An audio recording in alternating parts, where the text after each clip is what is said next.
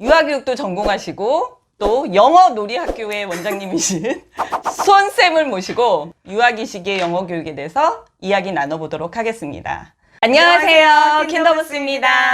다 쏟아내실 거죠?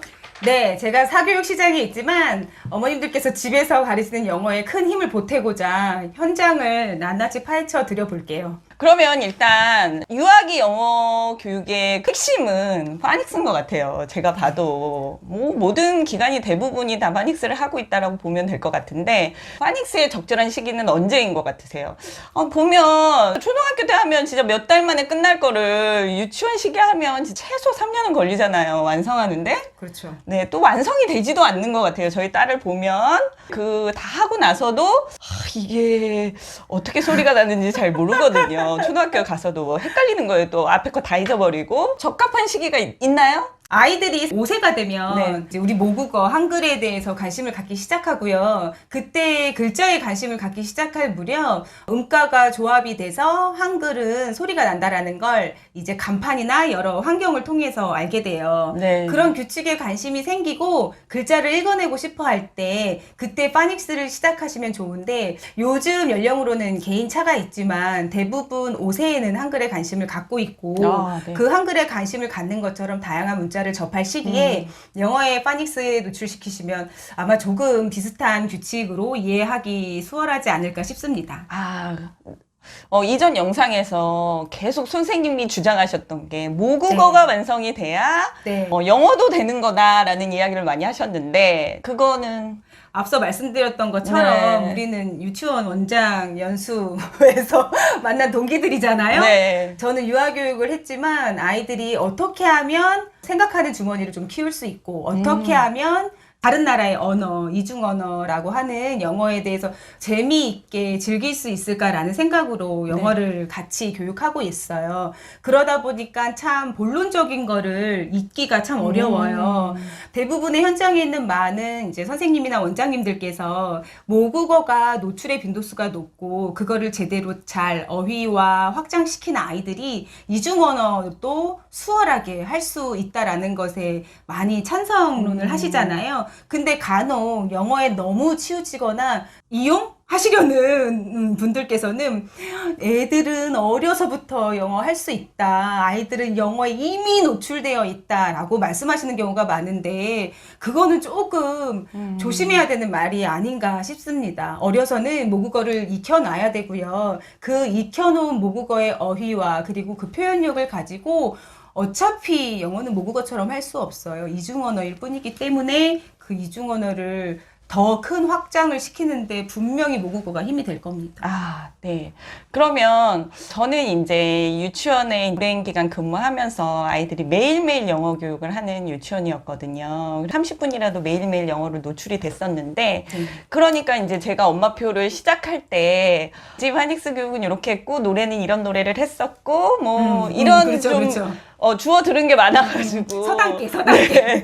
관련 뭐 엄마표 영어 교수법 뭐 이런 것들 책을 보면은 그래도 대충 이해가 됐었어요. 그런데 네. 어머님들은 그런 유아기의 특징이나 그 다음에 아이들을 어떻게 가르쳐야 되는지 잘 모르시니까 네. 그 책만 읽어서는 잘 습득이 잘 안 되실 것 같고 어떻게 해야 되나 막연하실 수 있을 것 같은데 놀이학교에서 쓰시는 방법 공개해 주세요. 앞서 질문하신 내용에 보면 아이들이 이제 글자에 관심을 갖게 하고 그리고 유아기가 적합하다라고 말씀드렸던 네. 이유는 다양한 방법을 활용할 수 있기 때문에도 그래요. 우리 애는 7세 말에 한글 뗐는데 그럼 그때 파닉스를 하라는 얘기인가? 라고 되게 의아해 하실 수 있어서 다시 한번 말씀드리면 그때에는 그때 배우는 방법이 있어요. 초등 가서 파닉스를 떼도 됩니다. 초등에서 배우는 방법이 있어요. 그런데 유아기의 파닉스에 관심을 갖게 하고 싶고 그렇게 노출시키시려는 분들은 다양한 방법으로 익히도록 도와주셔야 됩니다. 그래서 기관에서는 그런 다양한 방법을 활용하게 되는 거고요. 그 다양한 방법을 활용할 수 있기 때문에 유아기도 파닉스에 적합한 시기라고 할 수 있는 거거든요. 초등에서 한글을 다 떼신 분들이 파닉스를 떼면 사실 3개월, 4개월 후딱 떼실 수 있지만 그때는 쓰고 외우고 익히고 굉장히 반복적으로 하게 될 거예요. 그렇죠. 유아기에는 그럴 수가 없어서 몇 가지 팁을 알려드리면 저희 기관에서 활용하는 교재는 파닉스 교재 중에 가장 이제 좀 유용하게 많이 쓰이고 있고 타기관에서도 많이 쓰이는 걸로 알고 있어요. 부모님들도 구입하실 수가 있고 할 수 있습니다. 저희는 이걸 옷에반에 활용하고 있고 여기에 보면 대부분 A부터 시작하게 되고요. 단모음, 단자음들의 음가들이 규칙을 이루어서 소리를 내는 아주 단순한 글자부터 들어가 있다고 생각하시면 되는데 큰 소문자와 대문자들을 구별하기 위해서 두 개를 같이 붙여놨고요. 자세히 보시면 쓰기가 굉장히 적어요. 그리고 아이는 눈으로 기억하게 됩니다. 여기에서는 에하고 브 소리만 나지만 여기에는 애플이 있고 엘리게이터가 있고 엔트가 있어요. 저는 유아교육한 사람입니다. 영어 발음은 알아서 들어주시고요. 많은 CD가 있으니까요. 어머님들도 자신 있게 외쳐보세요. 애플. 이렇게 그리고 부부베어 이 글자들이 사용할 때 나오는 이제 음가들을 가지고 하는 건데 대부분 줄긋기 혹은 선 그리기 아니면 따라서 쓰기 트레이스라고 하는데요. 따라서 쓰기 아니면 스티커 붙이기들이 나와 있어요. 이거 가지고 어떻게 파닉스를 뗀단 말이야? 100번 읽어야 파닉스가 돼요. 우리가 30분 파닉스 수업을 할 때 원어민 선생님이든 이중언어 선생님이든 이 단어를 정말 아이들이 가만히 있을 때도 계속 읊어주세요. 근데 어머님들은 이 한 장을 다 했으면 다 했다라고 생각하시잖아요. 그렇지 않아요.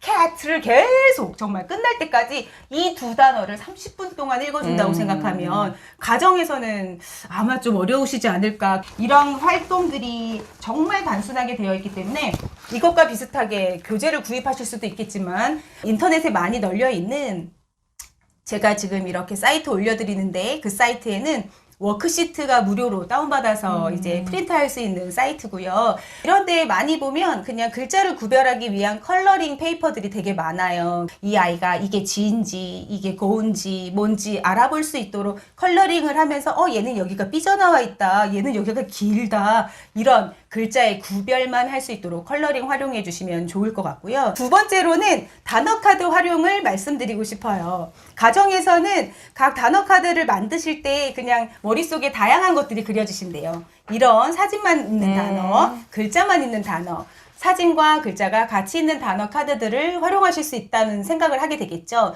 이 중에서 가장 좋은 거는 뭐가 있을까요?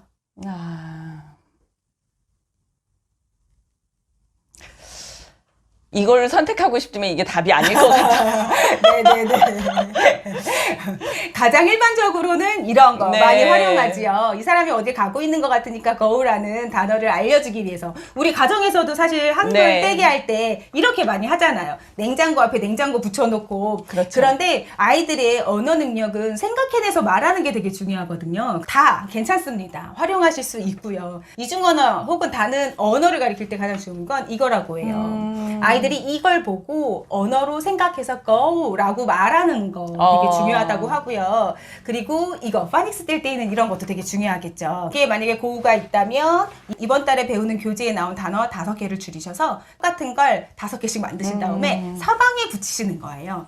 아이는 25개의 단어가 붙여 있는 것보다 똑같은 단어 5개가 붙여 있고 자주자주 눈에 뜨는 것을 훨씬 더 잘 익힐 수 있거든요. 그 다음에 이거라고 생각하시면 되고, 그리고 좋은 건 이렇게 해서 붙여 놓으셔도 좋습니다. 그래서 띠로. 아이가 생각 안 날 때는 또 우리가 네.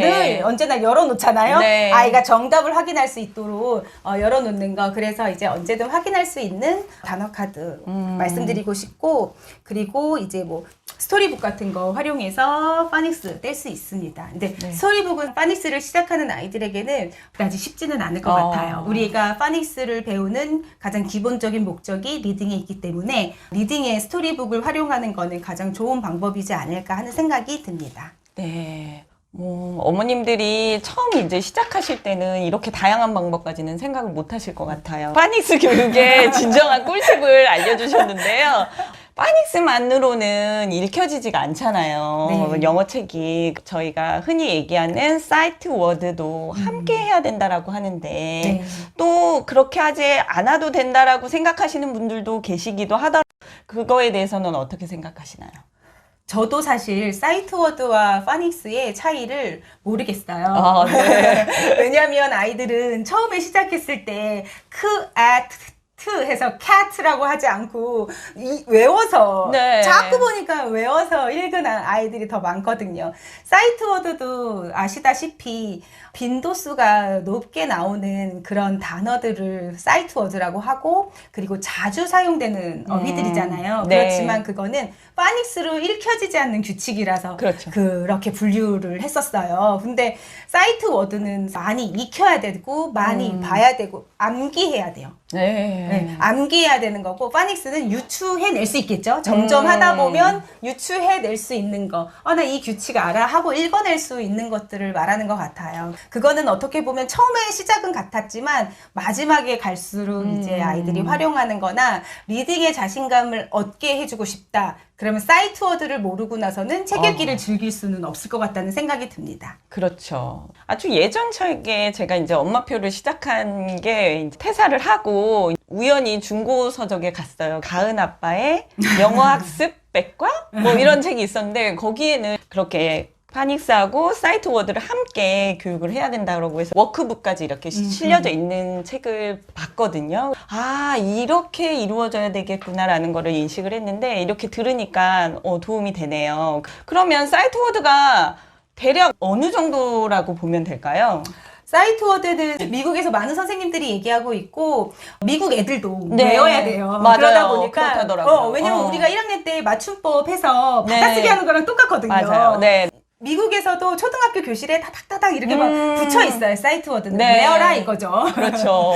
그런데 많은 학자들이 사이트 워드를 연구했고 이렇게 다양하게 기준을 제시하기 있긴 하는데요. 저희는 이제 돌치 선생님의 사이트 워드 리스트를 활용해서 좀 교재를 활용하고 있기는 해요. 이건 아까 말씀드렸던 것처럼 파닉스를 어느 정도 알았을 때 네. 책을 읽고 싶은데 책을 읽었을 땐 조금 어려운 단어들이거든요. he, she 뭐 이런 것들, there, 네. they 뭐 이런 about 뭐 이런 네. 것들 뭐 있는데 지금 이 선생님은 220개의 단어라고 얘기하고 있고 사실 220개면 하루에 한 개씩만 외워도 1년이면 끝나요. 그렇죠? 네, 생각보다 그렇게 많지는 맞아요, 않네요. 맞아요. 네. 그래서 여기에도 보면 이것 또한 저희 꿀팁 링크와 함께 네.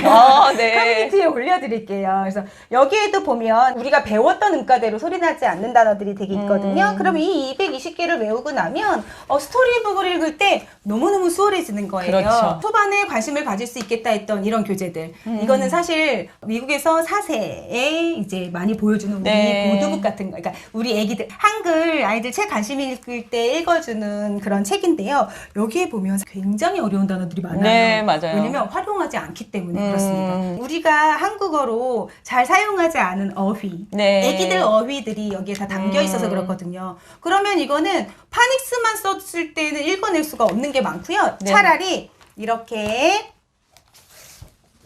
7세나 6세들이 사용하는 교재들 스토리북에는 우리가 읽을 수 있는 쉬운 단어들이 많이 나옵니다. 많이 봤던 단어고 파닉스를 읽을 수 있는 음가들이 많이 들어가 있는 단어들이라서 이런 스토리북에 아이들이 훨씬 더 재미를 드리고 자신감을 얻게 하려면 사이트 워드는 하루에 한 개씩 220일은 외워야겠죠.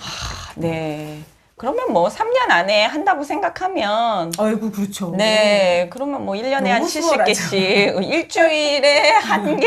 뭐 요 정도 생각하시고 천천히 하시면 될 것 같아요. 네, 맞아요. 어차피 또 앞에 것도 다시 잊어버리니까. 근데 유아기가 적합한 시기라고 한 건 다양한 네. 방법을 활용해서 이거를 잊어버려도 반복하고 부담이 없잖아요. 네. 근데 사실 초등에 들어가서 이 파닉스를 안 뗐을 때 엄마의 스트레스 지수와 이걸 3개월 안에 떼야 교과 수학을 나간다라는 조급함이 어렸을 때에는 무조건의 암기나 이런 노출보다는 다양한 놀이나 활동을 통해서 아이랑 그냥 즐기시기를 바라는 마음으로 영어 교육 하셨으면 좋겠어요. 네, 맞아요. 유아기 시기에는 영어 책에 거부감 안 느끼고 네. 즐겁게 읽을 수 있으면 좋을 것 같네요.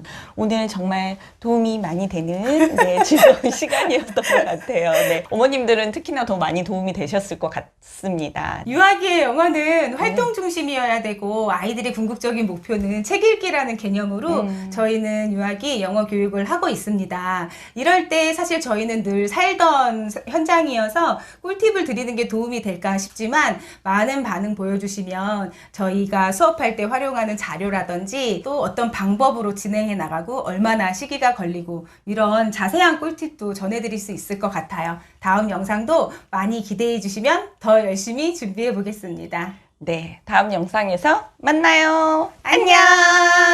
안녕!